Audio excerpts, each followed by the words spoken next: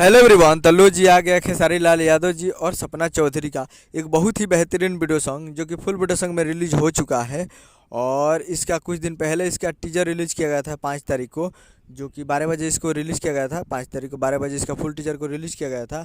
और वो करीब 5 नंबर पे अभी 4 नंबर पे अभी ट्रेंड कर रहा है। जी हाँ, टीजर तो अभी ट्रेंड कर रहा है और आज वीडियो सॉन्ग रिलीज हो चुका है जो कि आपको स्क्रीन कवर दिखाई दे रहा है, जिस सॉन्ग का नाम है बलम। जी हाँ, और वीडियो में है खेसारी लाल यादव जी और सपना चौधरी जी, फिट में है सपना चौधरी जी। और ये फुल वीडियो सॉन्ग भी रिलीज हो चुका है और ये करीब 4 घंटे के करीब ये हो गया है। और 4 घंटे में करीब 4 लाख इस पे व्यूज़ है और ये 1 लाख लाइक है। जी हाँ, 1 लाख लाइक है। और ये हरियाणवी सॉन्ग है खेसारी लाल यादव जी का। सिर्फ वीडियो में खेसारी लाल यादव जी है, इनका वॉइस नहीं है इसमें।